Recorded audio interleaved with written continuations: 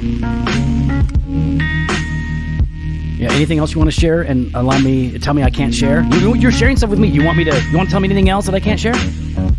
Stop it. Welcome to Doctrine and Devotion. It's a podcast that explores Christian faith and practice from a Reformed Baptist perspective. My name is Joe Thorne. I like to share. I am the lead pastor of Redeemer Fellowship in St. Charles, Illinois. And I'm Jim Fowler, executive pastor at Redeemer Fellowship. And you don't like to share. No. You share stuff with me. Yep. That's really awesome and fun. Yep. But I can't share. Not yet. You could share it on Monday. Everything you told me? Yeah. No. Not everything. You just said everything that you told me as we've been sitting here in the office. I can share. Cannot wait. That's going to get some clicks. Why are you the way that you are? Because it's the end of the day. It was a good day. Got a lot done. Going to be a good, I was going to say it's going to be a good day tomorrow, but there's a chance that we're going to get a bunch of snow and ice, so. Yeah, I already got people asking like CG. I was like, we'll see. I'm like, let's wait. Yeah. Let's wait. I'm not ready to cancel now. No, you cancel. You can wait till like 2:00 even. Yeah, I'll wait till 2. That's what I do. I wait till, but I don't go after that. 2:00 if we need, if it's dangerous. We're like, Yeah, so I like to wait till then. I just don't like doing it too prematurely, I guess. Mm-hmm. Yeah, because that way it's just like no one likes that. Yeah, just no one enjoys that. And then you got to flip flop. Then it's like, like we should have. We should have. Yeah. Right? No, you don't want to. Yeah. No. And when you do legitimately cancel, people are like, oh, okay, well, it was good. We had to cancel for whatever reason, and then it's like, oh, hey, you know what? I got some free time tonight. I'll just hang out with the wife or the kids or whatever, and that's kind of nice. But yeah, if you like, we canceled, but we really could have, and yeah. Not so good. Not so good. Mm-hmm. Yeah, I couldn't go to my small group this week because I had a meeting that we could only have at the church about men's ministry and stuff, which is really good. Really excited about this year. Last year was great. It was our first year. Amazing. With a full-fledged men's ministry. I thought, honestly, it was the best men's ministry year we've had that I've been here, honestly. Yeah, because we have had men's ministry stuff, but I'm saying since I've been here, but we haven't had anything close to this level of organization, purpose, consistency, right? Yeah, and leadership. So yeah, we got Grady and a team of people. Yep, just doing a great job. Super fun, man. And so last year we went on. We did our first men's retreat ever. So we went up to Lake Geneva, and it was really cool.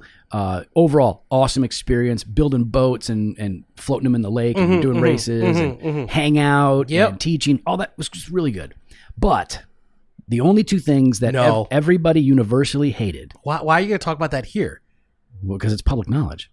All right, go ahead. Was the food and the beds. Well, beds are never going to be good at a. I'm sure they are. Yeah. Depending on the pricing.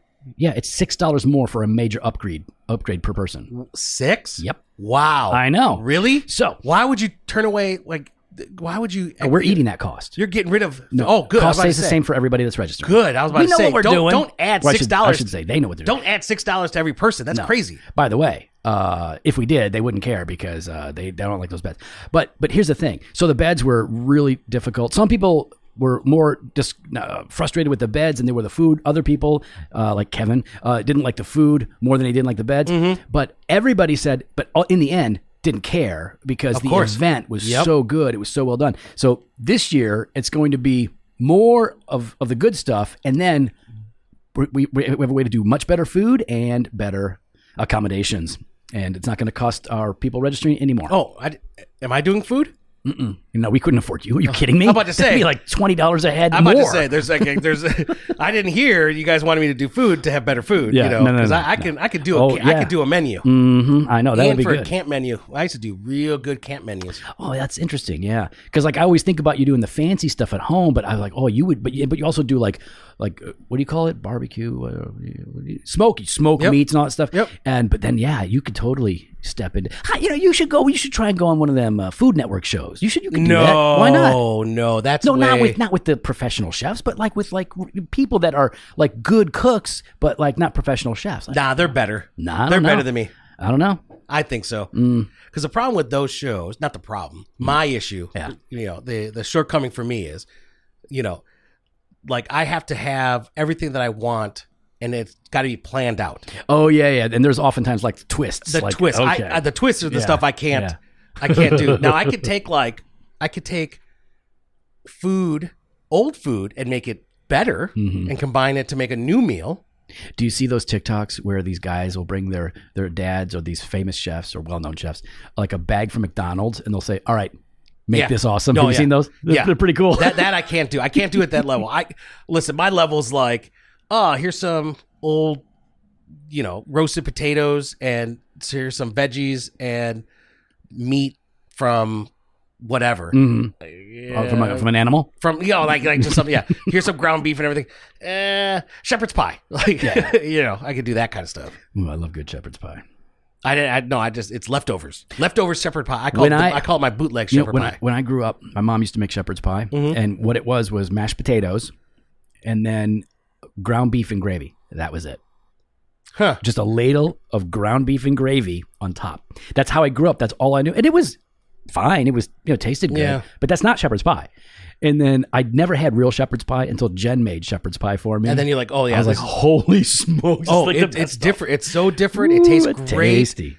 And I could do a good leftover like stir fry. That's probably my go-to stir fry, like chow mein kind of stuff. Like I could do like a really nice fried rice. Seriously, we need to schedule some time to do like a little cooking, and I can be like your helper in the kitchen. We'll video it, put it all up. You can't handle it. Oh, it'd be so fun. Oh yeah, Michelle hates it. Yeah, no. But I will have fun because I won't care, and you will get annoyed, and that will make for great video. No, yeah, poor Michelle. Even my kids are like, I'm not your sous chef. I'm like, yes, you are. You're number 2.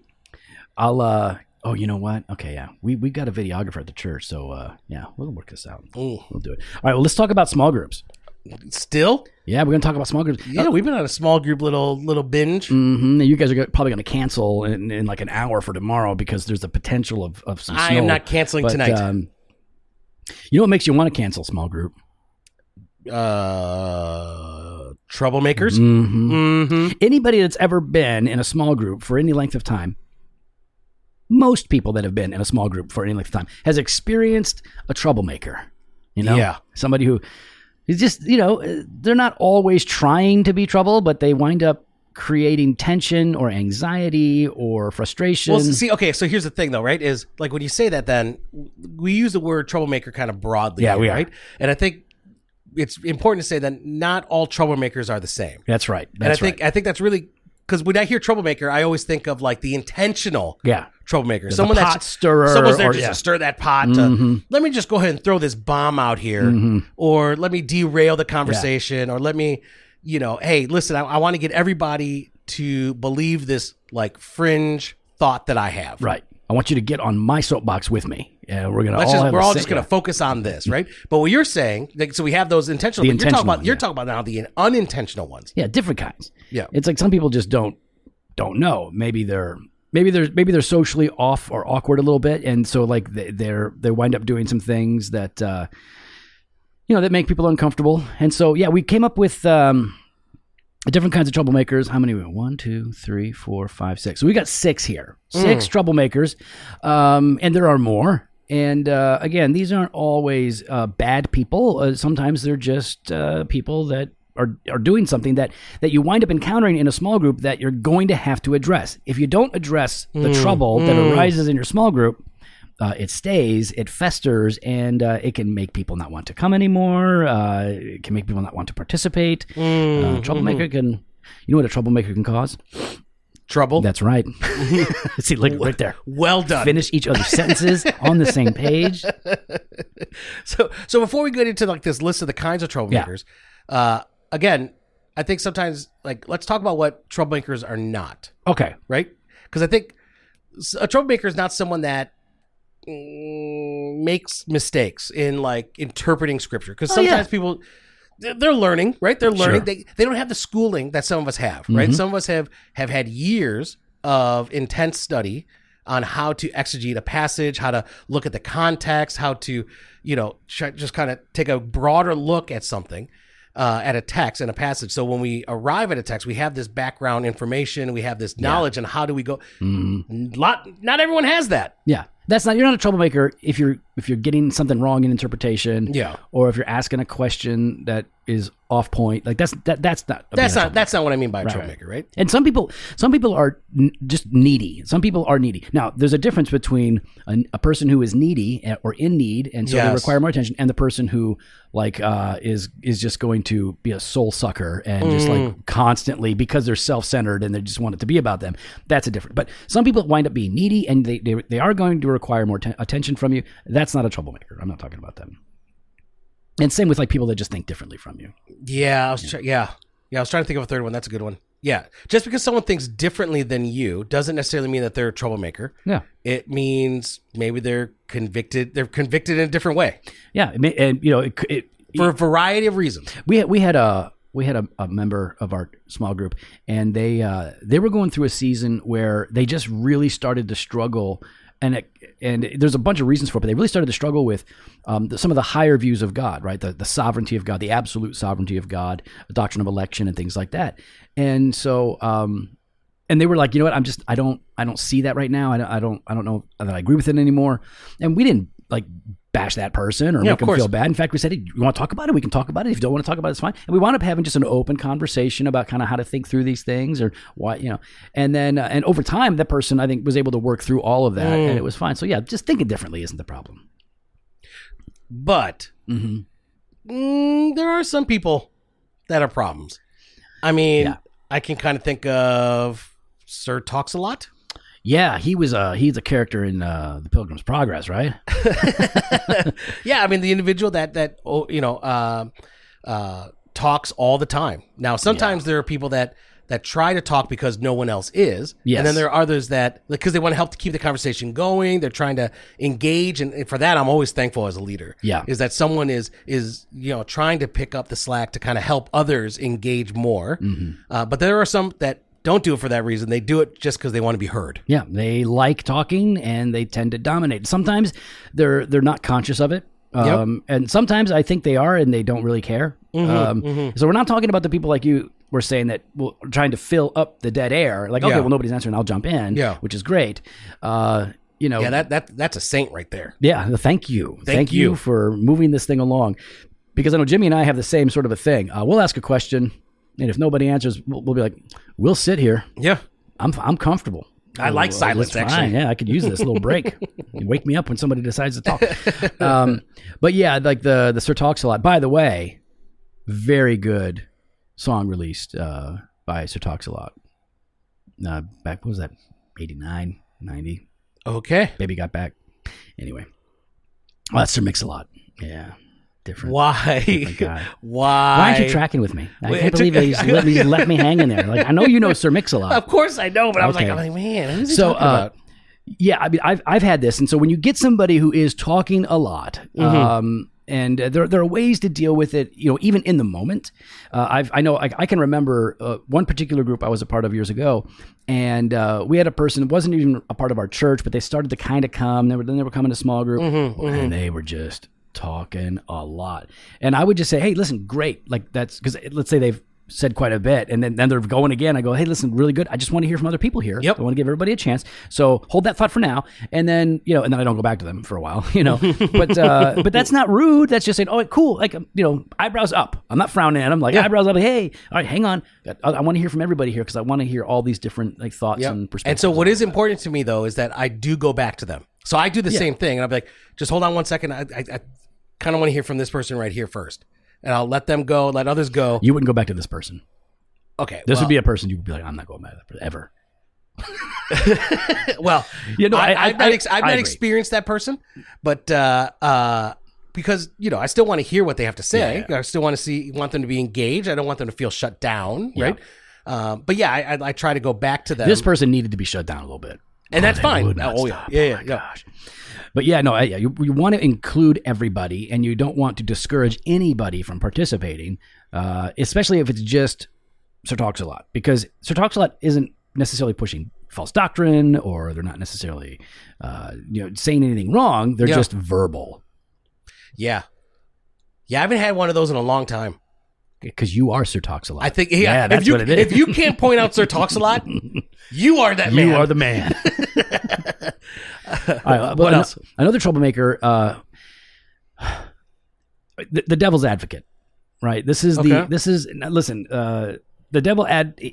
yeah, but guy.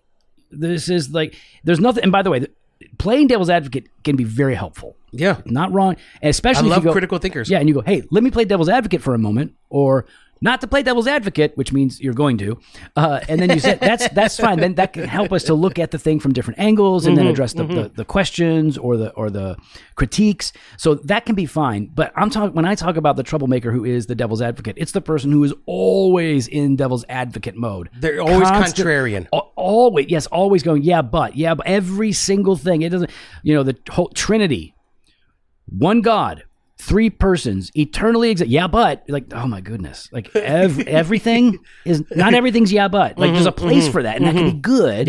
Yep. And sometimes with that, like again, I like being kindly direct if I need to be, and with something like that, I would probably just wait, and then afterwards say, listen, man, I like that you're thinking and you're wanting us to see other sides of this so that we have a better answer, but that can be disruptive. And that can be disruptive. Yeah. That can be, it can be disruptive, but it could also be helpful. Okay. So little too much of the devil's advocate thing can get old, and that's, again, you tend to find that in people that like to think, they like to argue, or they like to study.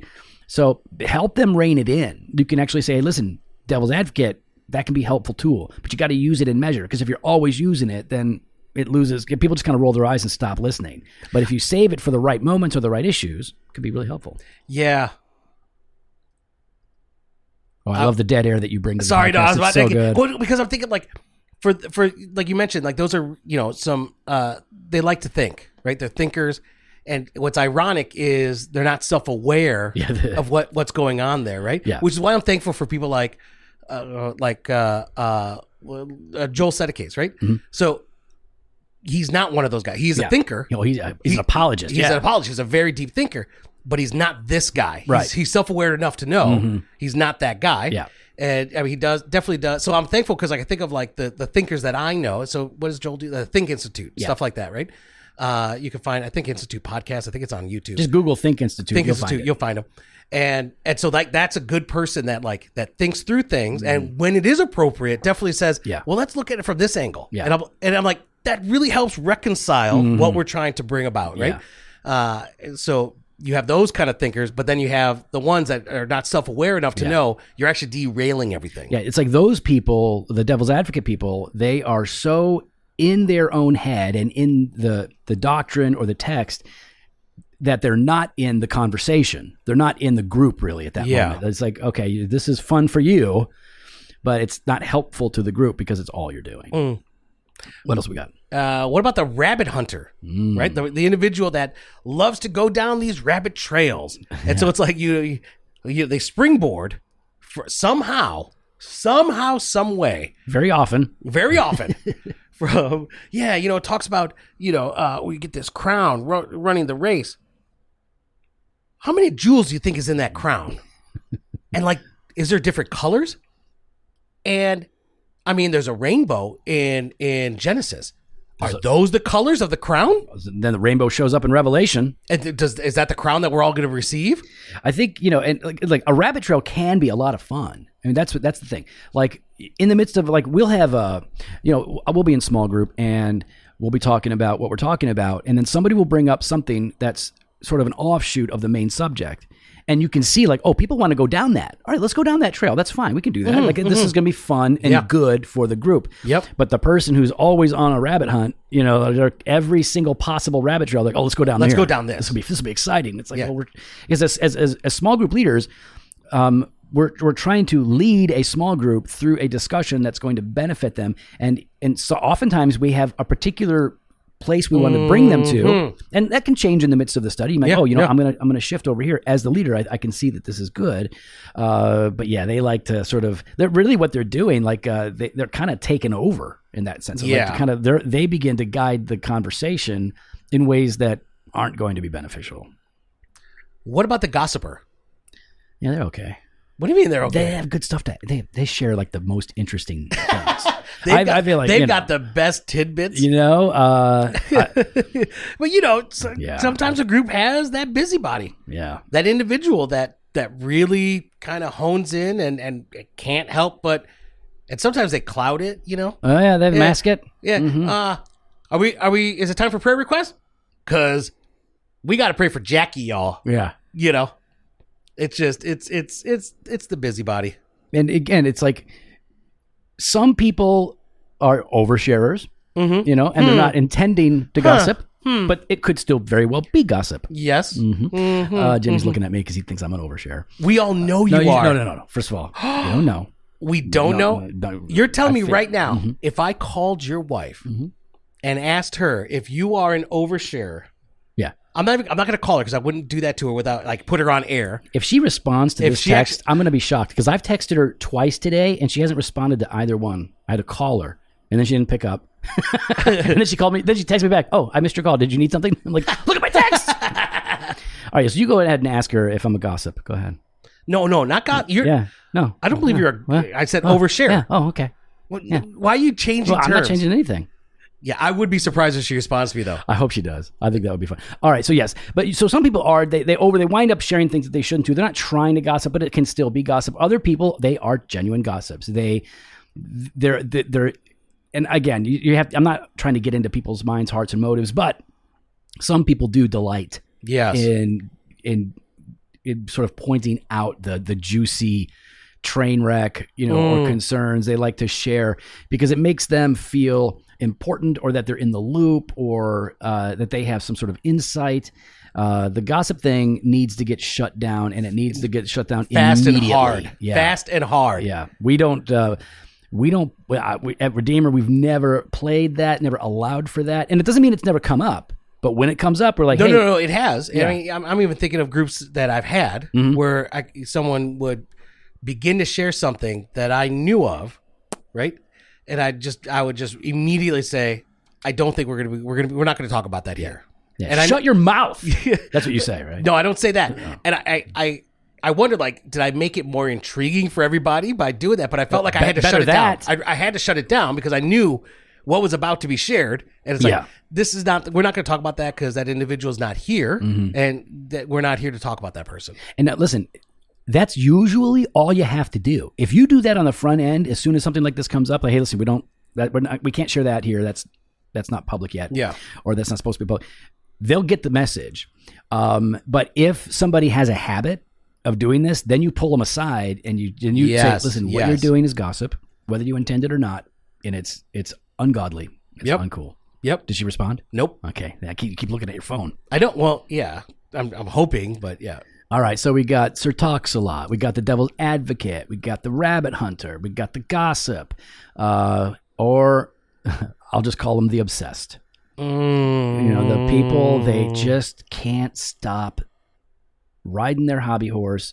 It's like they can't step off of their own soapbox. They can't get off of their conspiracy theory or their political perspective or their favorite doctrine. Like everything always is coming back to this thing. And you can be obsessed with something that's true. And it's just like, it's not always the point. It doesn't mean to be something that we're always talking about. Did you get a text? Yes, I did. Okay. So what did you ask her? Okay. Is Joe an oversharer? She said, yes. 100%. Those are the only two things I got, and I loved her comment. Yes. Okay. And told her thanks. I'm gonna check my mark. But yeah, you have those people that are obsessed, like you said. They always kind of go back to their favorite doctrine or some sort of conspiracy theory, or especially in our day and age now, so everything is political. Everything goes back to politics in some way, shape, or form. Yeah. And they can't let it go. They have to keep talking about it. And they find a way to bring the conversation to that. Yeah. And listen, the political conversations are awesome. Start a podcast. Get your own people together. Get a group of people together, and you can talk about politics all day long. But when we're in a small group, right, where we're reading scripture and praying and building up one another in the faith, even if we all agree with your politics, That's not what we're there to focus on. Like, let's stay focused on what we're doing. And then when it's all over, people want to talk like whatever. I said, Jen, stop siding with Jimmy. And she said, just answering questions. She's right. So talks a lot, devil's advocate, rabbit hunter, gossiper, the obsessed. Well, sometimes you've got a wolf. Yeah, you do. You've got that false teacher. They love small groups. Oh, because they're easier to get into. Yep. You got a voice. You have a voice. And it's a smaller group of people that, and you kind of assume, I think there's an assumption that no one's going to push back at me here. Well, because it's way too intimate. It's intimate. It's also usually, you don't have an elder there running the show. Yep. At ours, we have most of our elders are leading small groups, so you might get one. I think all of them. But even then, like Dan Salufis leading a small group, you ain't getting past Dan. I would challenge. There's an open invitation. Any wolf out there, please go to Dan Salufis's group and see what happens. Try to say anything wolfy. Dan will shut you down. And then he's gonna write you a paper. Oh yeah. He's going to grade you on it. Mm-hmm. He'll write you a paper, and then he will write up a lecture on that, and then deliver that lecture to the rest of us, so that we will benefit from it. Yes, he will. Love Dan Salubis. By the way, Dan sent us an email. Can I read part of his email? Oh yeah, go ahead. This is really cool. So we got. Here's the little. I thought I was about to. Can I say it now? Oh yeah. So this email comes through. Dan is smart. Dan is very smart, very solid. In a lot of areas. Very solid. He's a great thinker. Deacon. He's one of our deacons. Yeah. And I skimmed it, and all I saw was, hey, your guys' conversation on deconversion. Jimmy said, I was like, oh, I'm in trouble. Yeah. And now go ahead. So yeah, it was really good. And let me say two things here. This is a little interlude before we get back to the thing. Number one, on our conversation on deconstruction, thank you guys for the positive feedback. We're glad it was encouraging or helpful. And some of you who are big fans of the podcast also wrote in and said, hey, listen, like, for example, this guy Edward wrote in. He's like, hey, I'm an avid listener. Banter of Truth is my 100% favorite podcast. Thank you for the banter, the truth. That's blah, so blah, nice. Blah. He says, in the Dealing with Deconstruction episode, you mentioned Richard Rohr.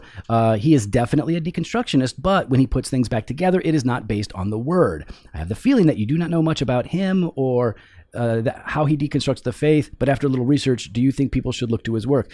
So a couple things. Thank you for, and he said a bunch more. All good stuff. Thank you. And for a couple of other people actually said the same thing. Look out for Richard Rohr. We aren't advocating for Richard Rohr. We were simply don't even know who that is. Yeah, I was just using him as a voice in the conversation who points out that deconstruction itself is not the destruction of faith. It is the evaluation of faith that should lead to reconstruction. What we're saying is we agree with him on that point, but no, we're not going to go the way that he goes. And I'm only, and I feel like we said that. I think I feel like we said that, saying like it's not the questioning, but you could have bad or good, depending upon the purpose and motive, right? And like what you're prioritizing, and even as that said, are you using is Scripture and the Spirit informing your reconstruction? Right. And so listen, some people I think might respond and go, oh my gosh, you quoted Richard Rohr, like you guys are like, it's like some people are overreacting. But then there are people like him who are going, well, I just don't want anybody to think that you want people to read Richard Rohr. And like, we don't, that's not our thing. So thank you. We could be more clear on that. All right. So Dan sent this email afterwards, Deacon Dan. And he says, Joe, Jimmy, good podcast on deconstruction. Jimmy, good points on Luther. Clearly, Luther pushed back against much of the scholastic tradition that he was trained in, which had placed too much emphasis on man's wisdom rather than God's wisdom, often deviating from Scripture. Regarding your discussion on deconstruction, I wanted to mention that the French philosopher Paul Ricoeur argued that humans go through three main existential experiences in life, which form a cycle that we may go through several times. The experiences are these. First, the experience of orientation. That is, there are times when our life seems to be going well, when our understanding of ourselves and our place in the world seems stable and secure. However, these times never last forever, which then leads to the second experience of disorientation. Disorientation are times when something happens and it makes us question our place in the world, our view of ourselves, or even God. During these times of disorientation, we long for the past and strive to make sense of how our life can go on. He then argued that people who go through this will eventually find a new perspective, a new way of viewing the world that allows them to continue on with hope. He calls this the new orientation. The person's view is not the same as it was, but it has come to a new place of stability. This pattern seems to reflect the experience that most people go through in life. orientation, disorientation, new orientation. So according to Ricoeur, we may go through that cycle several times. And he's like, just wanted to throw that out there for you. And of course, for Dan, now listen, he's not saying like everybody should follow him and his philosophies and everything. He's just saying like, no, these are ways that people think. And so we want to push scripture and help them through that process. Really good stuff. All right. So what were we talking about? Oh yeah, the wolf. So wolves like to come in and, when wolves come into a small group, a captive audience, everybody's sharing and they can package, like, I'm just sharing here, maybe some questions. Wolves are dangerous and wolves are not like your friends. Okay. No. It doesn't matter how friendly they are. They come in and they want to take over, and they may do it subtly, but they will do it. And you have to address it. You really need people in your group that are wise enough to spot the wolf and then address that person directly. We not just wise but bold. Yeah. You have to have courage, right? Yeah. You could be wise and cowardly. Yep. Right. You need wise and courage. So I remember Kevin, who's he's our elder candidate right now. But we were in a small group, and he had to pull a guy aside who was coming in and pushing. He did it when I wasn't there, thinking he's going to get away with it. So first of all, that's a sign right there. Yeah, there you go. Oh, the pastor's not here. I'm going to start saying my thing. And Kevin shut that down. I stop coming. All right. So listen, the point is that there's all kinds of troublemakers. And these are just some of them, right? There's like 6 of them. All kinds of people that will wind up coming in and maybe intentionally, maybe unintentionally, that can really cause problems in your small group if you don't address the issues. So let's just give them some basic principles about how to, move into engaging these kinds of people. I mean, I think first, remain calm. It doesn't have to be this big spectacle. You don't have to get all fired up. You don't have to get angry. You don't have to get emotional. But just remain calm in the midst of it and address it in a proper, godly way. Yeah, and with that, like you said, in a godly way, don't embarrass them. Yeah. No, if it's a wolf, a little embarrassment's probably okay. Yeah. But yeah, you don't need to embarrass them, or at least needlessly embarrass them. If they get embarrassed because they spouted something that was dangerous and you're like, well, actually, no, and this is why, that's okay. But don't needlessly do it. But along with that, then don't embarrass yourself, right? In the midst of that, because how you handle it is important. You don't want to come off as immature, fiery. Like, you want to be the mature person and walk through this with them with kindness and class. Yeah. And anybody who's led for a period of time hopefully has learned, hey man, when I am kind and generous but direct, people respond to that pretty well. Versus flying off the handle or not addressing anything, or either being pushy or being a pushover. It's not going to move the needle in people's hearts very much. That's right. All right. So when we're going through this, and you're encountering troublemakers, we don't mean that in a super hostile way. Going to have to do some things. Sometimes when you encounter the troublemaker, you're going to have to address the bad idea that they floated, the bad doctrine, and then redirect people to the truth, right? So that's going to be really common. Somebody says, oh, I always thought that, Jesus was, like divine, but like not fully human. Like, it just because he's the Son of God, and you're like, okay, well, listen, that's and you can talk. You can go into the history of that Arian heresy, or you can just go right to Scripture. But you want to address it. If it's important, if it's serious, then go ahead and address it kindly, firmly, directly, and then redirect people to the truth. Don't just leave it hanging out there like a big question mark. But sometimes you want to affirm and move on, right? Yeah. Right. And so, we don't want to dwell here. We don't want to sit here. We don't want to just, because there are some times where they're either going off on a tangent or, I guess really mainly that one. Like if they rabbit trail, tangent. No, that's good. Getting back to our conversation though, we want to focus on this. It's an easy listen, if you're new to leading a small group, that maybe doesn't seem natural, but, Jimmy, you've been dealing with youth and leading small groups, right? Whether it's youth or adults. Yep. Since what year? 99. Yeah. So same. Yeah. So it's since mid 90s, late 90s, and then as a pastor since 98. So we've had to do this a lot. Yeah. And it's not bad. It's not awful. Just like, yeah, it's great, but it's not going to blow everything up. It's not going to ruin it. And you know what? I've seen several people, my sister on occasion, and not that she's my sister's not a troublemaker. Well, she is a troublemaker, but not in the sense that we've been talking. And she'll say something and I'll be like, oh, it's really good. But let's go back over to hear what we're talking about. And then she'll be, I can see her go, oh yeah, okay. I got a little, most people are going to respond well. Yeah. That's fine. Sometimes you're going to have to speak to them in private. We talked about that. Sometimes you're going to have to pull them aside and hey, listen, what you're doing is, not helping, or it's making people uncomfortable, or you're not giving people enough time to talk, and we really want other people to contribute. So if you have to pull them aside, deal with it as intensely as necessary, right? Yeah. So, but don't overdo it, right? Don't underplay it. Just figure out, you're a leader, figure out like what's the best way to talk to them about this. Sometimes you're going to have to talk to them in private. But now if it's consistently like that and you've had multiple conversations, at that point, it might just be time to ask them to stop coming. Get out! Especially if they're a false teacher. That's an easy one. That's an easy one. The false teacher is easy. It's everybody else that you got to... I don't think I've ever had to do that. No, I don't think I've ever gotten to that point. It got close with that one person I was talking about. Yeah. Who... don't say it. No. I don't even remember this person's name. Yeah, I know. Don't say it. I'm not going to say it. It was a woman, though. Oh, it's not the person I'm thinking of. Never mind. Good. No, I told you, I don't know this person's name. It was so long ago. But yeah, no. But listen, you might have to do that, and you got to be willing to do that because, listen, you're talking about the saints gathering together for what the Puritans called Holy Conference, right? This is the communion of the saints. Yep. So. Yeah, this is the purpose behind it, right? Mm-hmm. That's what people have to understand. We have a purpose, and if someone's derailing that consistently and not heeding and listening to that... We've got a purpose. We've got a plan. We ain't got time for the pain. Get that pain out of there. The church is a mix of weirdos. And that's actually okay. Like the church is a mix of weirdos. We're all weirdos. We all have our issues and our baggage. So just value the communion of the saints enough to deal with the trouble when it arises. Love your people and walk through the awkward stuff. Let them see, like, oh, we can actually walk through awkward stuff, and let them see how you as a leader or you as a person in the group who can step into that role in this moment can actually address issues in a helpful way. And if you do these things, your people are going to be better off for it. Well, we'd love to hear your thoughts. You can follow us online on Instagram and Twitter @DocandDevo or on Facebook /Doctrine and Devotion.